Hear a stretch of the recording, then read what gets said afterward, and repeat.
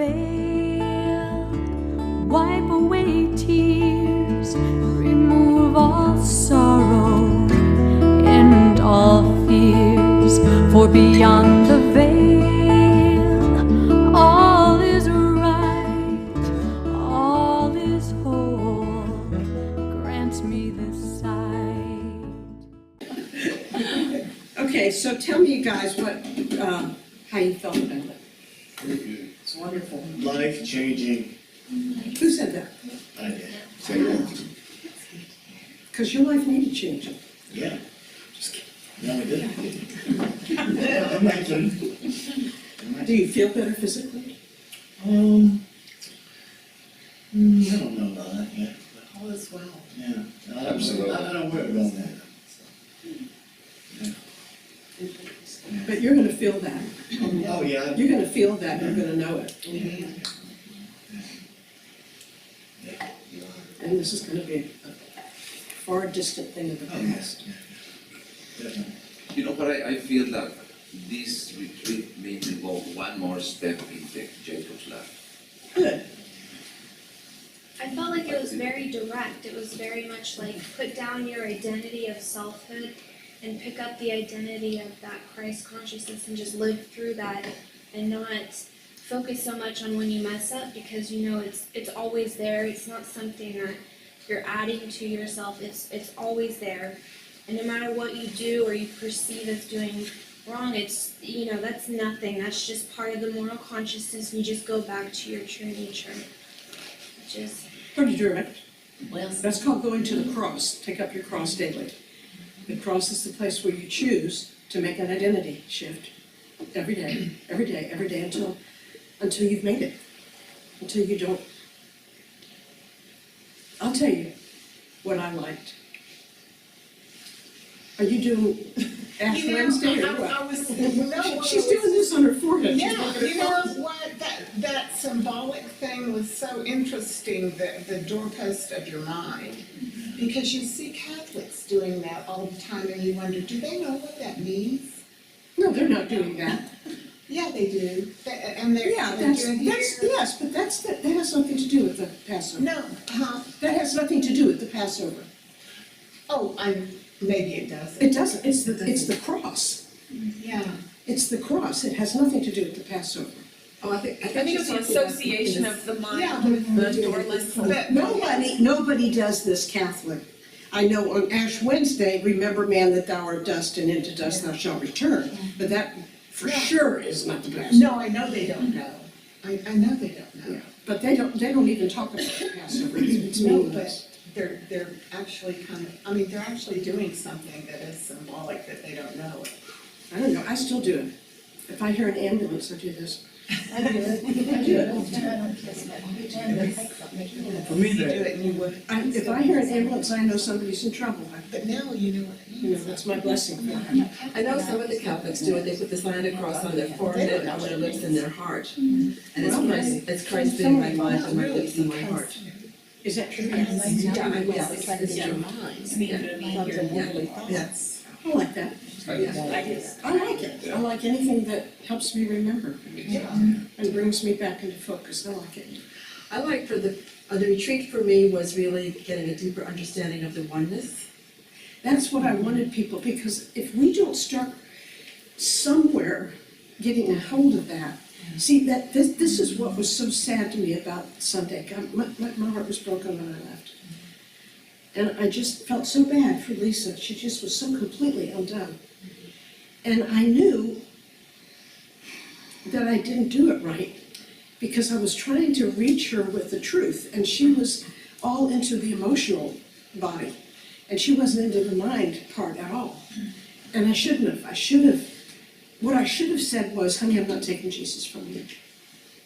I'm not going to. I couldn't. I wouldn't. That's not what this is about.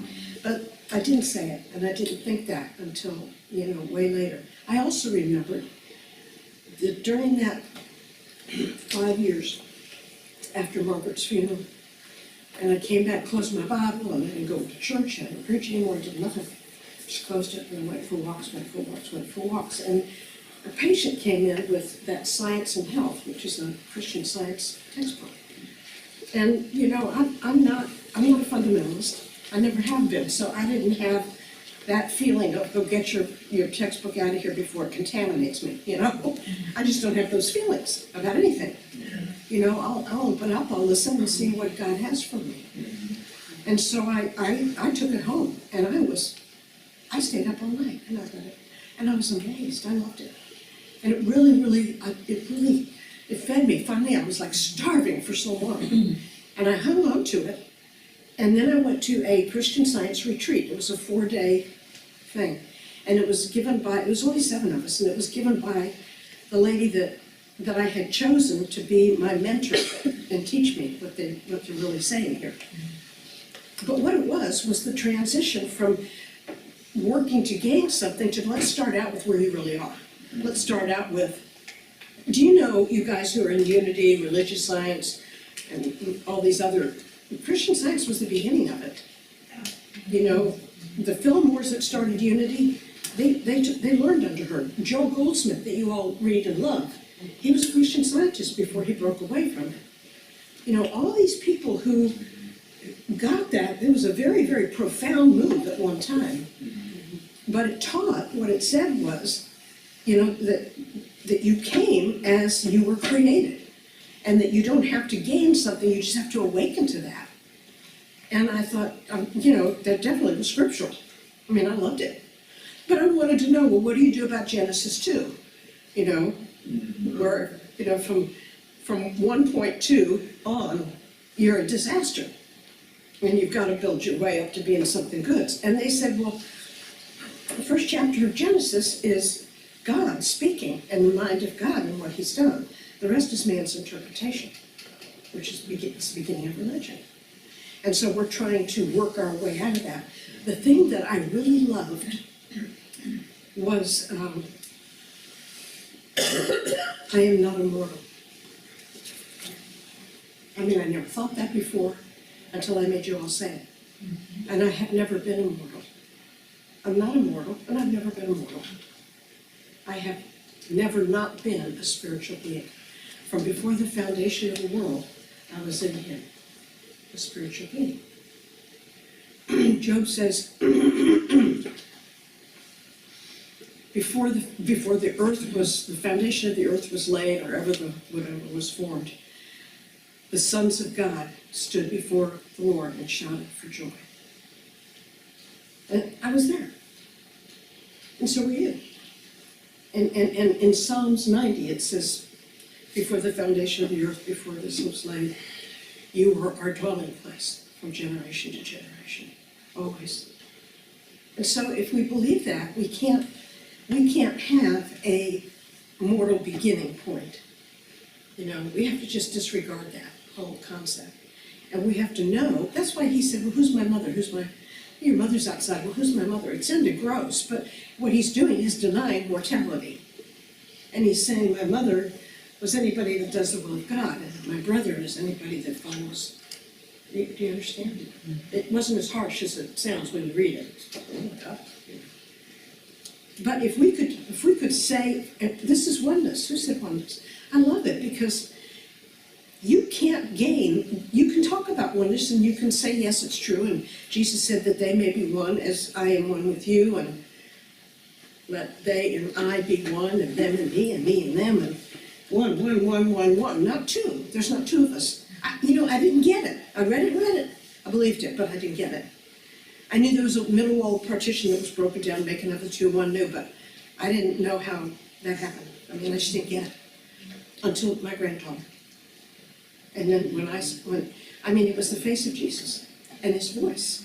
And he said, there's not two of her, there's one. And every time I went back to her crying, he'd jerk me back. I mean, that was the most profound experience. I've had a lot of them, but that was just because what it taught me. Not to mention it healed me. Not to mention she was healed. And then he showed up at night in the hospital. I mean, what more do you... No, it was profound. It was just flat profound. But I walked away realizing this is real. This is not symbolically we're one because I love you and you love me. This is real. And if we can take this feeling of a personal selfhood and just for a moment set it aside, which I can do more and more now. I can do it on demand. You know, instead of just, gee, every once in a while that happens and it's so wonderful. Right. You know, I can do it. And when I do, I can realize in that space is Jesus. It's my body, you know, it looks like my body, but it's not me. But I like the idea of being able to confess, I've never been immortal. And the second one I really liked was, what I think I have to gain, I actually brought with me. I've never been separated from it. I brought it with me, I brought it with me, I brought it with me. Those help us to finally move into the emotion and the feeling of oneness. I mean, we're so close to this, it's just phenomenal to me. And very hard to teach, by the way. But when it was first Jesus and me, you know, it was, I'll never leave you and I'll never forsake you, I'll always be with you, I'll always love you, I'll always take care of you. You know, I'm the door, I have to get through me to get to you. You know, it was just one thing after another, after another, after another. And I felt the faithfulness and the trustworthiness, and I felt safe, loved. And so, but when I started on that path, it was only for a year that I read that and hung around with them because there wasn't enough Jesus, just like what she said. But when I went to that retreat, that week, it suddenly dawned on me that they were taking Jesus away from me. And I had forgotten about it till last night. I was thinking about Lisa. I had thought about Lisa ever since. And I blew. I said, you know, you're not taking Jesus away from me, you know. And I mean, it just came out like a, and she said, no, and I started crying. I started just like she did. And I thought, you can't, I was starting to cry because I loved what they were teaching, but if I had to lose Jesus to take it, I wouldn't take it. And I was just, you know, I was in this quandary. I was in the same mess that poor Lisa was in the exact same. So she took me for a walk, left the rest of them. We went for about a 3-mile walk, and all she kept saying was, Michelle, it feels like it, but he's really gone nowhere, and you know it.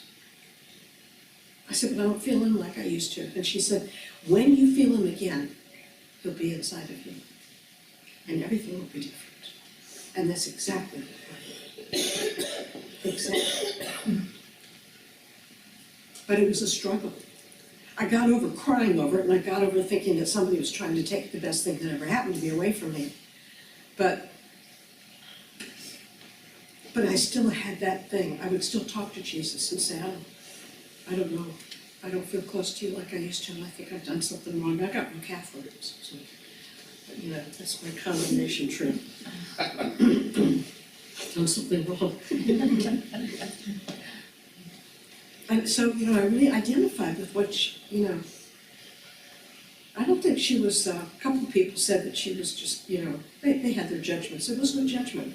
She was just honestly scared to death of what I was going to do to her and what this teaching was going to do. She was scared to death. And, you know, what I should have said was, I'm not doing that. I would never do that. I can't do that. I don't want to do that. And that's not what I'm saying. Or maybe what they said to me, if you just follow, the next time that you feel him, you feel him inside of you. And then you'll feel that sense of oneness that you can't even imagine what it feels like. But to feel a sense of oneness, something's got to give, and so it's got to be immortal. It's got to be the self. It's got to be that. It's got to be pushed aside. I just kind of like take what I thought was me and I just move it over, get it out of the way, and then just be very still and feel the presence of this coming through, or coming as. It's all very mechanical, but it's getting less and less mechanical. You know, I don't have to do this and all that, but I did that for 2 years now. But it's to know we're that close to oneness and to walk into that is just, it makes my toenails curl backwards. It's just beyond belief. You know, because these are the kind of things you think, well, when I get to heaven, But to realize, that we're moving into that. And have moved into it, many of us, or some of us. Or maybe just had little glimpses of it, but it starts with glimpses, it starts with little experience, it starts with little bursts of happening, little bursts of happening, and then when you get a handle on the actual formula so that you can do it, so that it happens more and more, and then after a while you can lose the formula because you don't need it. I used to count on my fingers, for math, and then after a while, I kind of stopped doing it. But after a while, people stop counting on their fingers, And you start seeing it in your mind instead of having to go through your little ritual, But I wish she would come and talk to me. I missed her at the clinic today, and I would have given her a big hug, and I would have gotten one back. There's no doubt, because she loves me, and I love her. But I wish that she would come talk to me. I don't want to confuse her more. And so that's just a teeny tiny bit of a problem, because if she did, maybe it would confuse her more. Maybe if I just pray, and just keep praying, it would be better than trying to talk again. When it didn't work yesterday. So, does anybody have a problem like that? Does anybody feel like that's being taken, that something's being taken away from them?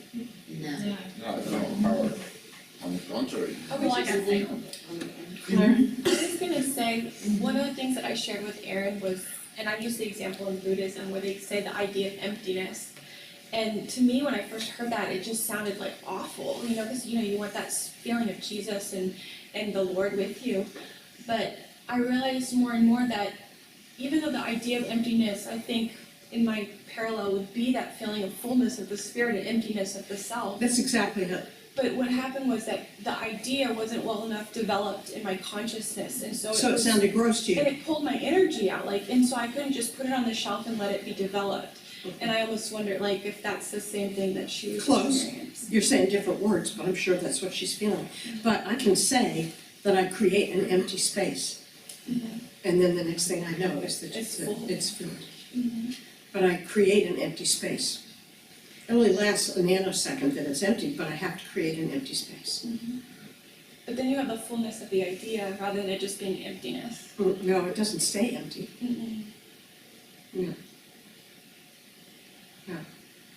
It's maybe like experiencing getting an answer before you had all the questions, and you're still in the classroom needing to ask the question to see how everyone else arrived for something she experienced. Because I know people did go up and speak to her afterwards. And I know a lot of people around us all were praying for her, because we've all been there at one time or another.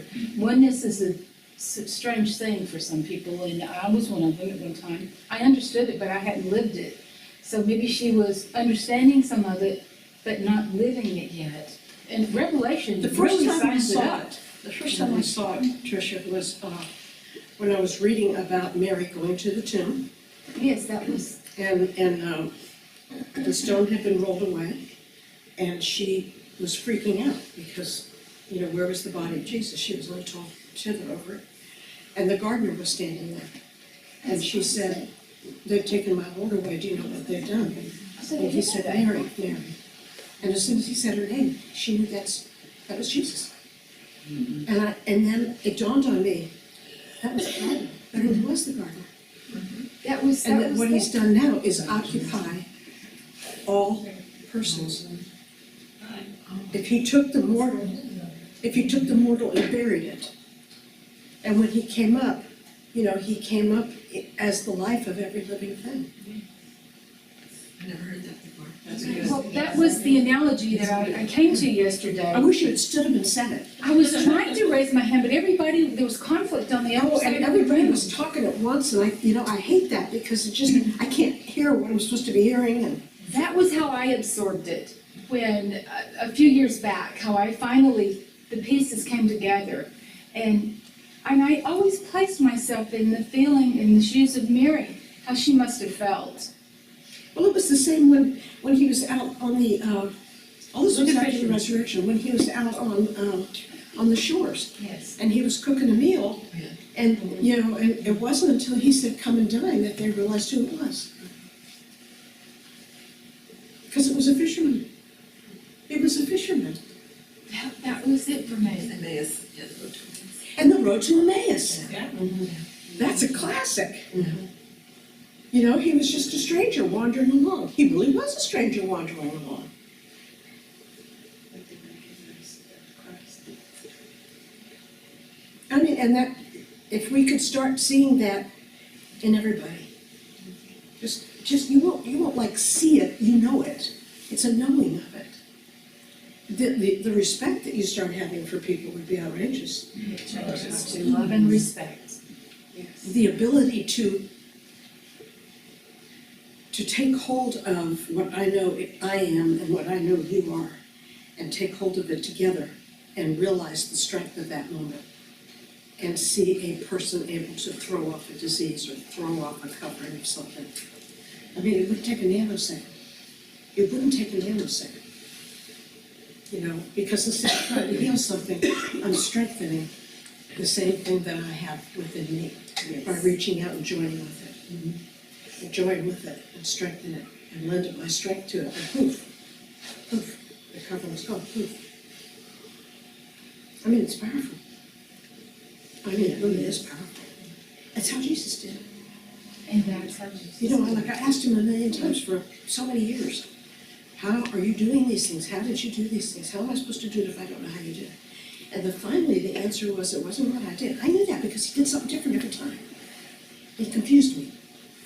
There was no formula. And he said, it's not how I did it, it's what I knew. It's what I knew. Then I have to know that. And it is confusing at times, If you're looking at it, if you're trying to figure it out by what he did, yes. because I'm past the point to where I know Jesus is not gonna be taken from me. Now it's to the point to where I'm trying to get into, I know I felt once in that. Yeah. I mean, it was such peace, but it was just like a beam and it was gone. But I knew, but that's where I was at. And I think now I put too much effort to try To get it back. to get it back. And you're right. And I feel like, You know why? Because it's all that human self. yeah, Just push it out of the way, Linda, and just push it out of the way and let it appear for you, because it's right there wanting to. If you knew that it wants to appear more than you want it to, then you'd move out of the way and let it. You're thinking that you want it more than it wants to.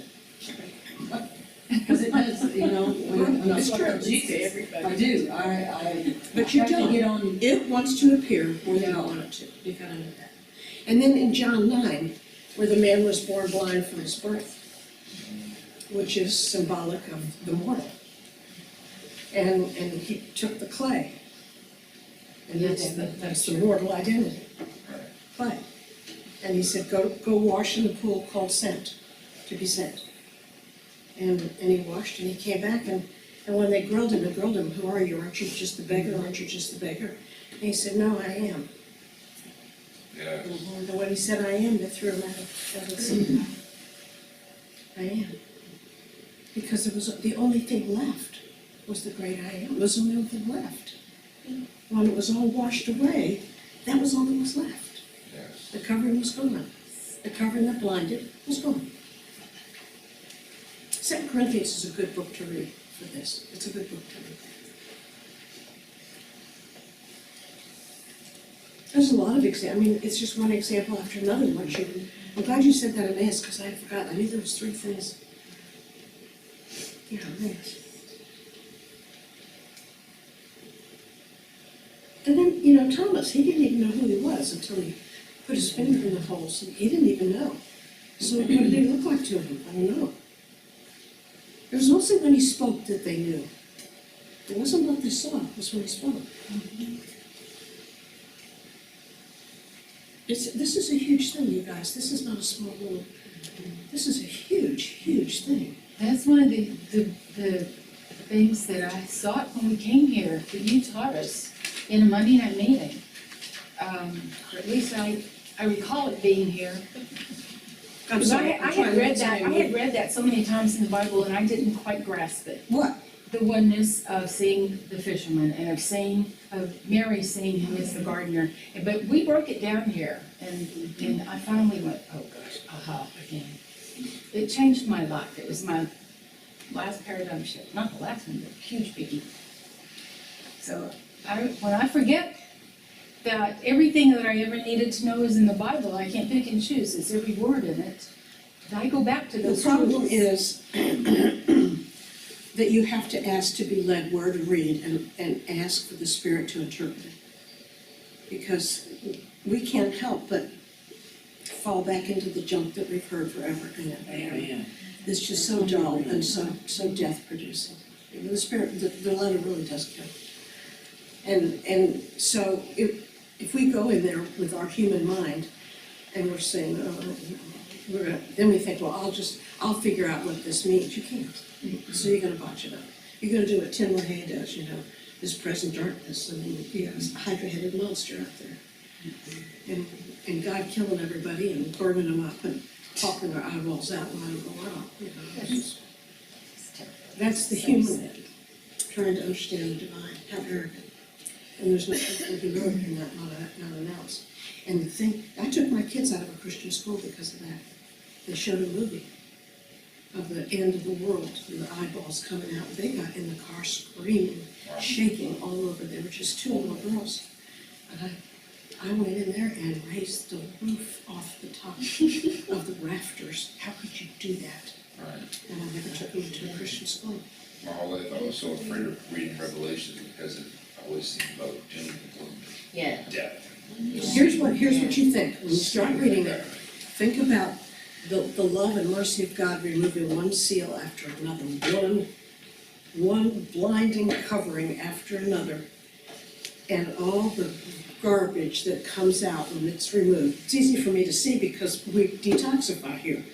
And you get another layer of junk out of the liver and balloon all the junk that comes out. And they go through the agonies of the dam for about 3 days, and then they clear it, and then a little while later, you get another big glob out, and then, this is how it does. It comes out of your And you head and your detoxify in thoughts. waves, a little bit, and then the big one, boom, and then they start a little bit, and the big one.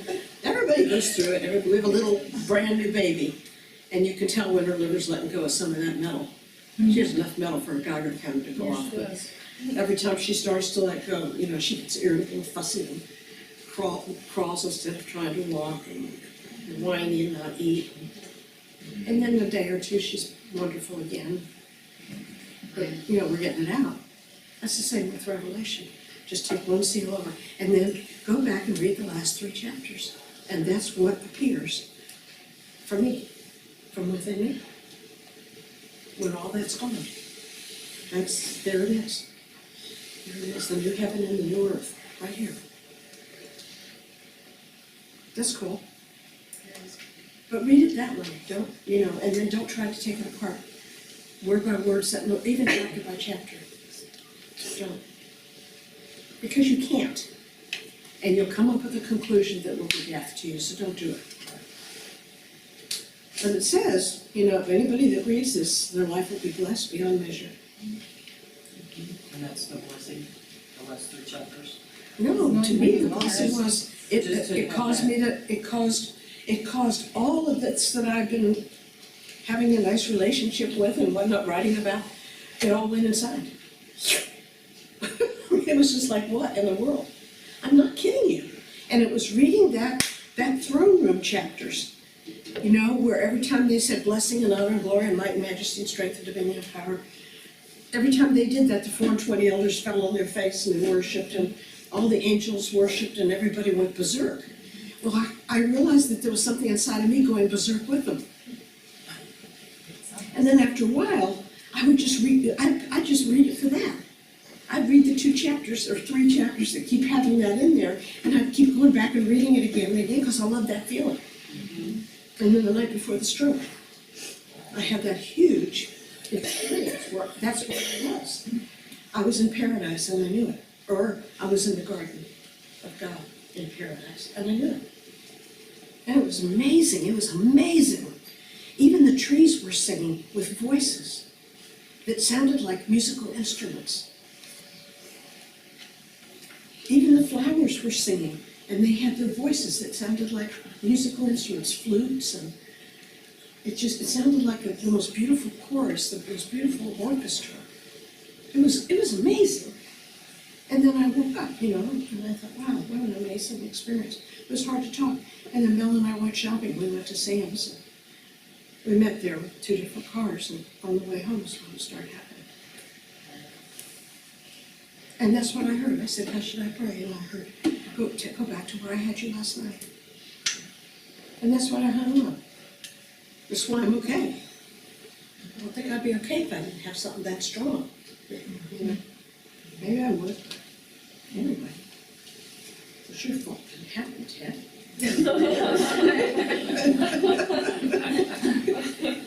I learned for my mind not to overtake and go crazy, not to think, not to breathe from here or from here, but from here. And I did that this weekend. Oh, very good. And my issue with my mom It's gone. is gone. But Did you hear that, Kat? No? I did. from the beginning, that Friday night, when you were talking, and I wasn't absorbing here or here, I was absorbing from the inner core, like you said. That night when I went back to the room, I had such a burning sensation. Got on my knees, and I started praying. Corinthians 1, chapter 10. I must have said that 20 times, and I was just here, just praying it out loud and just saying. And then I went to Revelations. I read Revelation. And I read the whole area of how they bowed down before it, and I was just reading it out loud. Good. Next morning I woke up and it was Gone. This is spirit. So I realized that I'm not going to do this from here or here anymore, I'm going to do it from here. Like if you were singing and just, speaking it there. Her mom died how many years ago? 6 years ago. 6, I thought it was 20.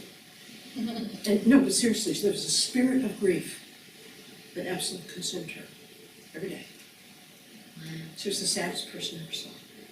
In fact, when she heard I had a stroke, she called me in the middle of the night or texted me at 3 or 2 in the morning and said, please don't die, I don't want you to die. And I thought, okay, this is not helpful. Remember I told you that, Mel? I said, my God, she texted me in the middle of the night, not to die. I'm laying there.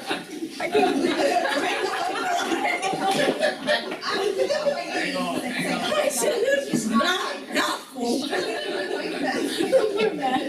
I can't lose you too. Or if you lost my mother, I can't lose you too. People say the craziest things at the craziest times. But I know that something's going on here at the clinic because I always have dreams or I always wake up in the middle of the night and just, okay, what's going on? You know who else does? Rosie. I just She has a dream every time there's a crisis here. Yeah.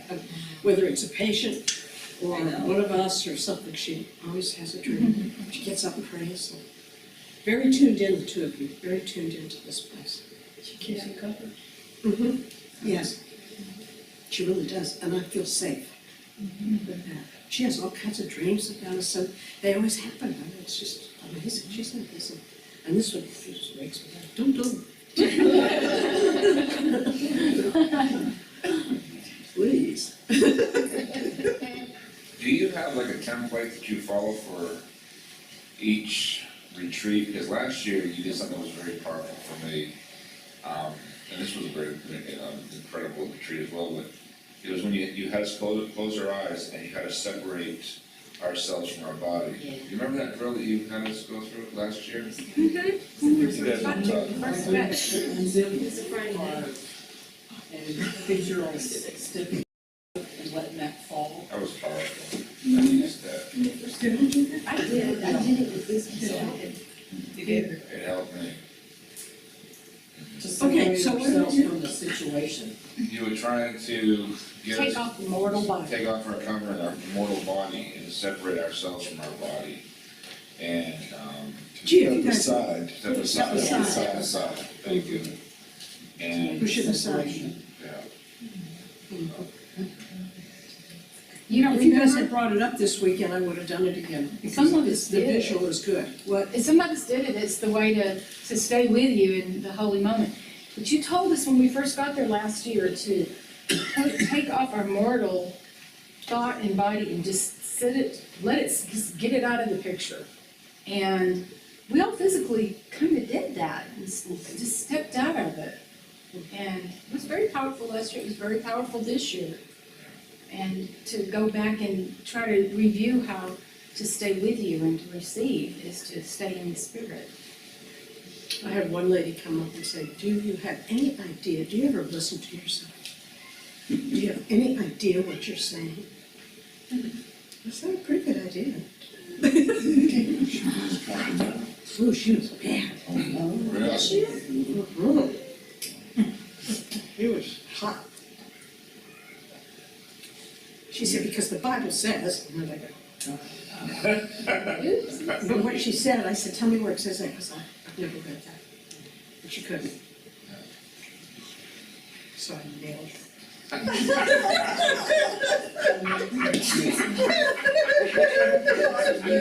And she explodes. I think I'll never change.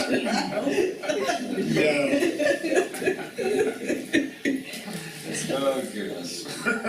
Say, did you get the deal of don't condone, don't condemn? Yes. Now, there are things that I condemn because they're actions that I know are destructive and so evil and so destructive, and they'll hurt and harm our children, much less.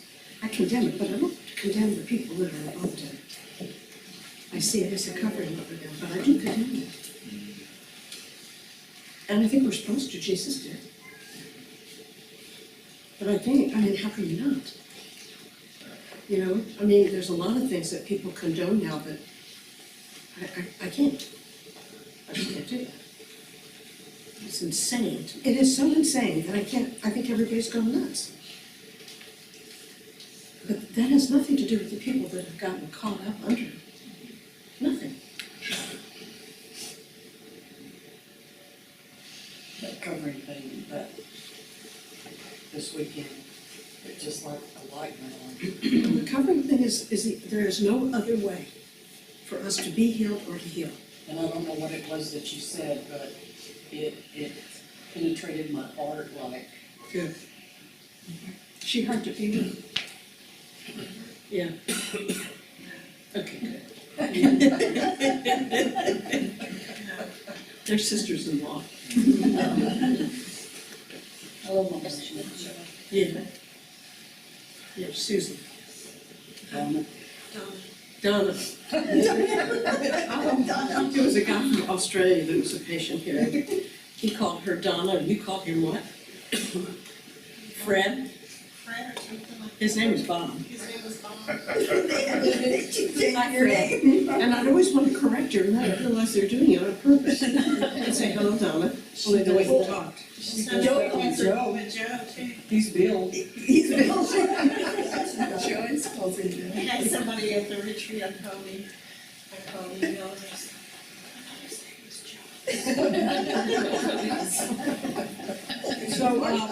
So what about Neil's ordination? oh, they That meant a lot to me. That song that we sang, that was a song I remember that when I was going, when I was Catholic. We sang that song a lot. I like a lot of the, some of those Catholic songs. I do too. Yeah, but that was something that I remember, you know. Oh, Songs out here.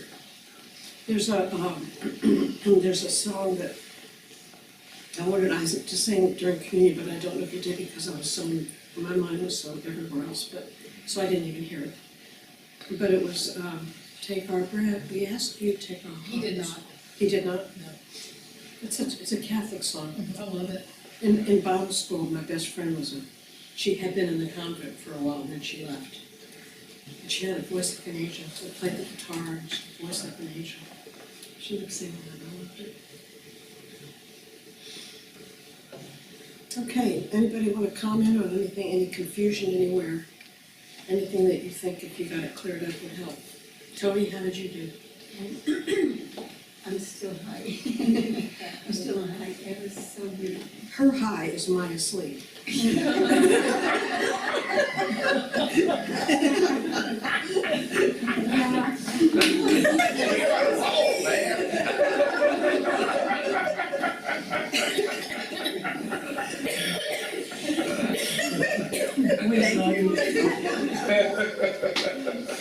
But you got a lot out of it, you liked it. Good. Good. What about you? What about you? I too got, the oneness became a little clearer. I had a better understanding of it. It's the goal. It's the ultimate goal is living in that condition and state of wholeness. I just kept coming in and out of consciousness. I felt this glow and then I was just, It's good. you were so powerful. And then, you know, the neat thing about God is that He teaches you and appears to you in ways that work with your personality and your need. Yes. Everybody feels it different, everybody responds different, everybody's got, Joe, finally he's saying something. That's what happened to me. What? I had to change in me. Okay. Something changed in me. Something changed? That's right. Well, take your hand away from your mouth, because everybody in the world mutters except me. Something changed. What was it? I felt something leaving. Like a weight or, A weight? yeah, something's weighing me down, something that's stopping me from doing what I should be doing. Like walking? Walking, I want to walk, and it's getting there, slowly, but it's getting, Can you feel a difference in your body yet? I feel the bottom of my feet real hot. I never had this kind of feeling. Okay, just the bottom feet, both of them. Were they hot when you washed them to feel them? Ted, were they hot when you washed them to feel them? Are they normally hot when you touch them? No. No, it's different.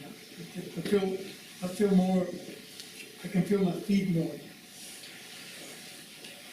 I wonder if AJ had anything. The boy in the wheelchair. He's gonna be a patient here. A couple weeks. I wonder if anything happened to him. What? I'll tell a story. Yeah, please. Whenever you call us up there for the volunteer thing, you know? Hannah, please. Whenever you called us up there for the volunteer to do the feet washing, in my mind I was thinking, oh my God, I gotta wash these people's feet. I don't even know half of them. And then I got over that, and then I went to a stage where I was kind of nervous, you know, because I thought I might mess it up. But once I got started doing that, I felt such a joy in my heart, like I was just so, yeah, humbled, I guess it was, because, I mean, I think every person that I washed their feet, I got hugs, or one guy kissed me, one guy held me by my face like that, and was thanking me, and that was such a blessing. And I never thought that That it would turn out like that. Now, I was sitting beside her, and I was nervous because I was mumbling, and I was rehearsing I'm gonna read off the we thing. were practicing together. We're practicing, and I'm not telling you, as soon as we started after you, I didn't forget a word, and I felt the same exact way. Yeah, it was I really did. And I didn't miss a word. I felt like I was in the zone or something. It was weird. It was really weird. It was good though. It was good. It's a blessing to serve. Yeah, it really was. It's a huge blessing to serve. And I think when all of that stuff leaves you, that the Spirit is actually the one that takes over and does it. And is literally making the past be past, gone, dead, buried, and let these people start new. Because you do have that anxiety on the mortal end. I mess up, I'm not gonna remember all the words, I'm gonna do this, they're gonna know. And then once it starts, man, just bam, It just- everything just like falls. And Good. like you say, Katie barred the door. And it's amazing feeling. I was almost to the point to where I was sad that there was no more people. No more feet, no more feet, no more feet. What do we do? We could have come back again. I should have gone back again, because a goofy girl.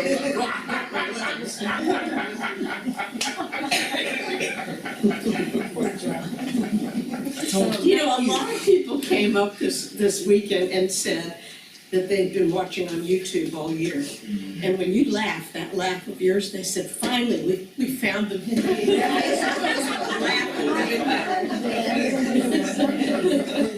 Yeah, several people came up. Very distinct. Huh? Very distinct. Yeah, very distinct laugh. Yeah. Okay, well, Can I say something? please. We've been talking a lot about, when I asked the question about thinking I was called to heal, and then you said, you are not called to heal, and you went, oh, what?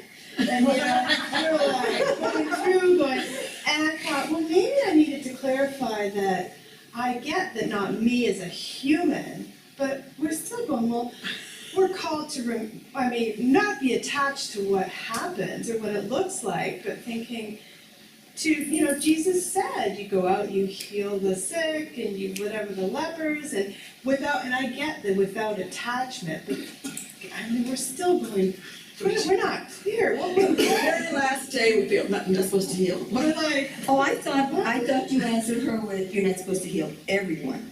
well, Yeah, you said you're supposed to listen to the Yes. the Spirit, and Because I've been told you every do what word. you're told. And yet, we love the Hawaiian prayer and that way of praying of just removing our covering and just gratitude, thank you, I love you. Like no attachment to what has to happen.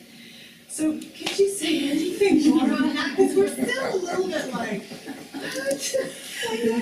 I don't know.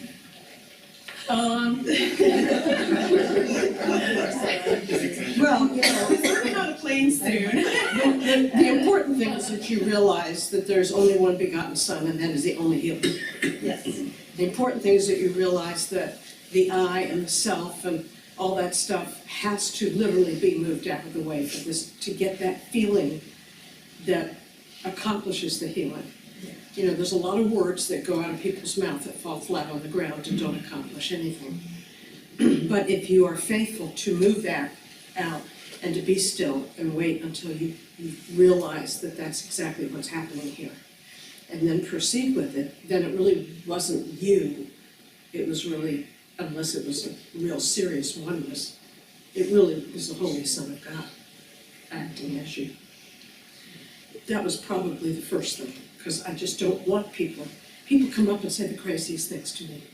You just don't even. One lady came up once, and she had both knees busted out and both hips, and she had but she had braces on the legs, braces on the hips, and she walked with one of these things. She looked like the Terminator, and she came up to me after a thing, and she said, "I'm God." And I said, "Well, God needs a healing." It's just outrageous, the things that people come up and say. It's outrageous. Because she hasn't put that self aside. No one even taught her to. She doesn't know nothing about it. But she's heard people say that, so she starts repeating it. And, I just have to make a clarification, because besides which, I had enough fundamentalists in the room whose eyes were, I was like really talking to zombies. They were like, you should have seen them. They just looked like they were hanging onto the chair. We're gonna pick it up, throw it at me, one. So that was, I had to clarify that. But if it was what Carmen said, that even Jesus did not heal everybody. Exactly. Jesus did not. He healed he said, I can't, there's anything can do it but the Spirit. And as I respond to that Spirit, then they're always healed. So the reason for his success was his obedience and his willingness to not move until he heard. I can tell you that 100 times off the top of my head of stories that I knew that at some point, something was gonna happen, and I was gonna hear something, and I'd be able to move into that capacity for this person. And there were times I had to wait months, and then other times just days. And then I would hear it, and I'd think, okay, that's it. And then I'd move in with whatever was happening at the time, and I knew, and they always got healed. They always got healed. And so I learned that through Samuel, reading Samuel. David, I love David's life. And the contrast between Saul, which is the mortal, and David, which is the spiritual. So it's really talking about the same. And the mortal's always going off doing his own thing, always impatient and won't wait on the Lord, hard as that is sometimes. Well, they're about to stone me because they want this sacrifice to be done and you didn't show up in time, so I went ahead and did it. He did 2 or 3 times like that, and so the quote, kingdom was taken from him. Because God can't entrust that kind of dynamic power and spirit if we have not first learned obedience. Obedience is the issue. And it's not obedience to any church laws, trust me. And it's not obedience to any religious ideology. It's obedience to that feeling and that impulse of spirit. That even when everything in you is screaming, you stop and you wait and wait and wait, and you're like, oh, no, what if they die before I finally hear something? Well, then they die. But I will be obedient. Yeah. Michelle, oh, I'm sorry. Wait, let me make sure I'm done.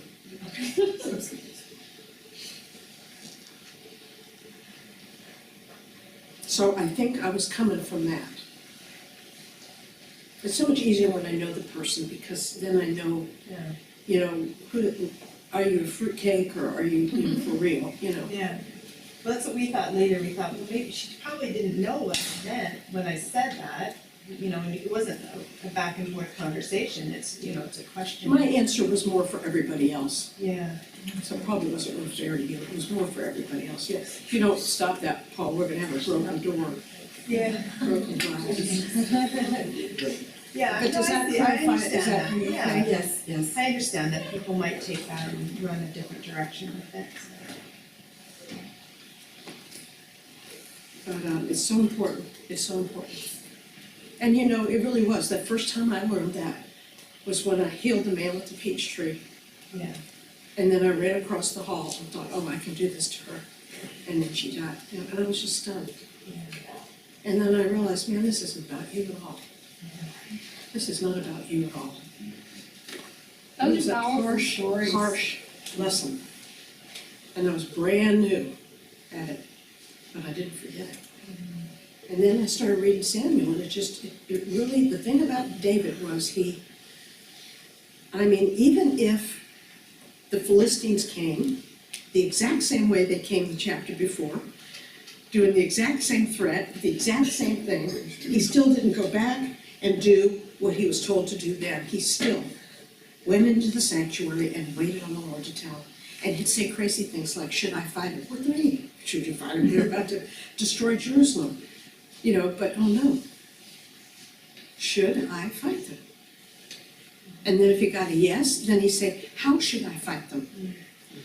And then sometimes, he'd go around the back and have some coming up the front, Sometimes he had to wait until the rustle of the mulberry trees, meaning he felt the movement of the Spirit, and then move, not to rustle of the mulberry, not to move in the Spirit. Then you move. And then the third question was always, will we prevail? I want people to do that with their bodies, with these diseases. I want them to go and say, how shall I approach this? What should I do? What do I need to know? Will I prevail? A lot of people are afraid to ask that because they're, but when you ask God that, God is always into life. And when He answers you, the certainty that happens grabs your whole being, and you're darn right you're going to prevail then, because there's not a doubt in your mind, there's not a hint of wondering or human effort or just You know, of course David won every battle because he asked that and he got that answer. He went out there knowing he was gonna win. So it's all, you know, it's this much what we do and this much what goes on in our heart before we do. The preparation for this little movement is astonishing. It's astonishing. Okay, go ahead, sweetheart. No, I understand where, like you just said right now, you pray before, you ask God, and you can move on this now, whatever. But when it's on you, it's happened to me a few times, and you have no time to really pray. And out of those few times, only one time I just moved on my own. I just felt I had to. And? And it was good, the results were okay, it was good. But I didn't on the other ones, it made me think, why didn't I do that? If you can, you have to. I mean, I was a paramedic for years, Yeah. and I see you for years, and, you know, I know what you need. There are times that, you know. I mean, you're gonna pray somewhat, but you're not gonna. Not really, not really. I'm busy trying to figure out what I gotta do to. You're basically on the other. To make this, stop what's happening. Yeah. But I know I'm anointed to do it. I know I'm in the right place at the right time. I know I'm anointed to do it. I know that everything I do is going to come out fine. It kind of felt like that on the other, but I didn't want it, I just didn't. Well, but if I have time, I wait. Oh, yeah. Right. Okay, did that help anybody? Yes. Okay. Anybody want to? I'm awake now. I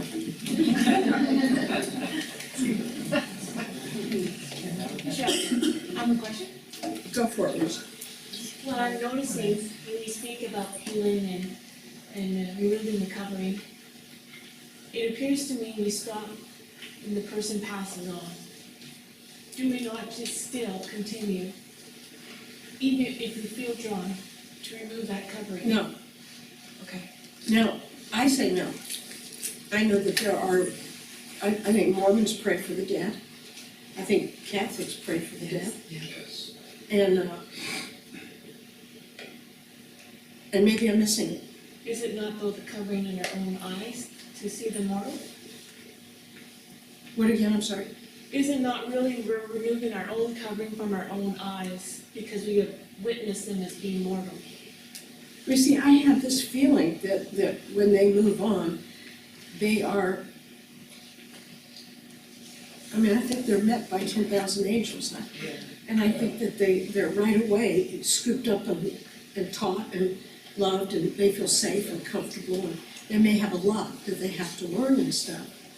But after my sister passed, I had one thing where I realized that she was just carried by these beings of love. I had to know that. And the next thing I knew was, and I heard she's being taught. She never listened to me, so I'm glad somebody was teaching her. But I knew that she was in a realm. What she did, Ned. I knew that she was and is in a realm of being taught and safe and not afraid anymore. And that was very important to me. I don't know what I could have prayed to add to that.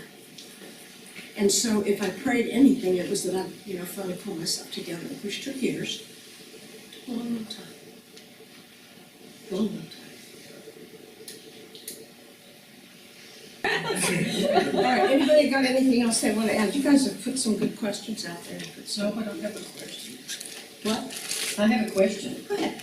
And I don't even know if it pertains to this, but it's been on my mind. And the verse in the Bible that says, if you confess me in front of men, I will confess you in front of the Father. What is that? Give testimony of me. Just speak of me and what you know of me and help others to see and to know that I'm available for them. It's not that, that's what testify means. Yeah, but that's what the religion part, they always throw that back in your face. Okay, well, that's them. You know, and that just keeps coming to my mind, and I keep asking, what do I need to know about that? No, okay. I haven't heard. Just don't take on that idea that your role is to grab everybody's throat and pin them to the ground until they. I used to, but I don't anymore. But I did. But I mean, it's just like any other healing. You feel in the spirit, and let to, you know. I always say, if I'm supposed to say anything, let them start about the patients. I mean, for 40 years, I've always said, you know, let them open the door. The truth is, the patient will tell you what their problem is and what their diagnosis is before, and not even know they're telling you if you just listen to them. If you just be quiet and listen and let them talk, before you know it, you hear it all. You got it, and you know what to do. And they do the same with God, when they're ready, you know, and then when it'll come up. Otherwise, I'm shoving it down the throat, and they're not, you know, not getting it.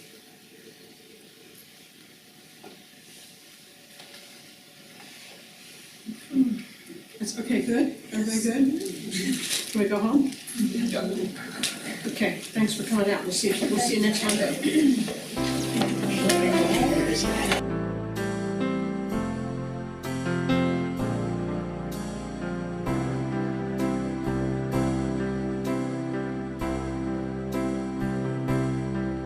I felt alone and walked with sadness so severe.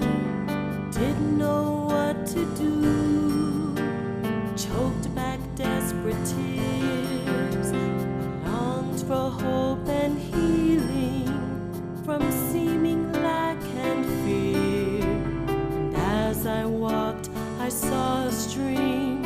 I felt it draw me near.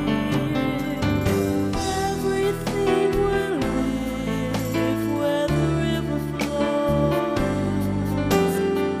Everything will live where the water goes. Where the river touches, everything is healed. The river of life, God's love to me is now revealed.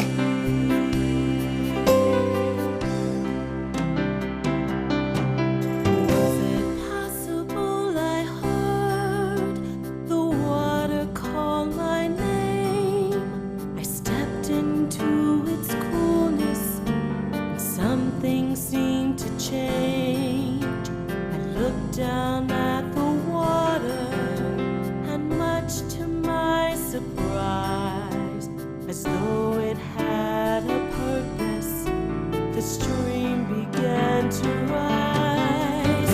Everything will live where the river flows.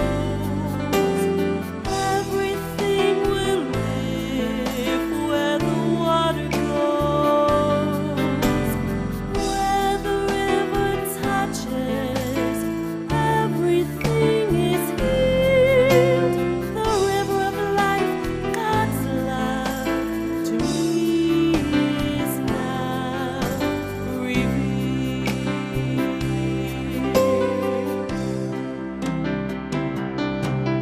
The water's depth increased from my ankles to my knees, washed away my sadness. I felt it loving me. Could it be, I questioned, but it couldn't be denied. Something good was happening, I knew it deep inside. Everything will live where the river flows, and everything will live where the water goes. Where the river touches, everything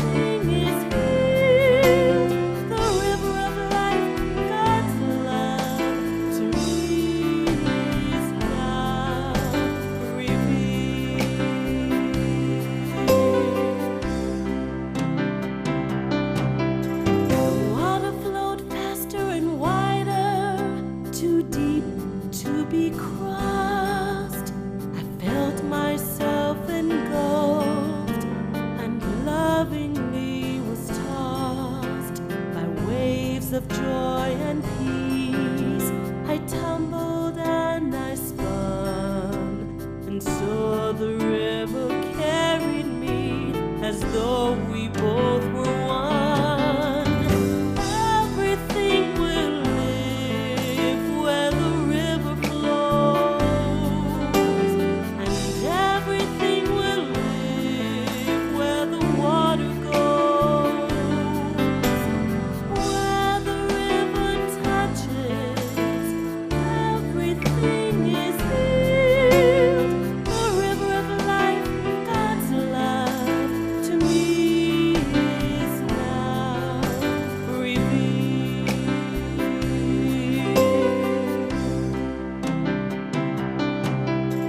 It filled me with such joy, I thought I could take no more. Then it loved me yet again, and rested me on the shore.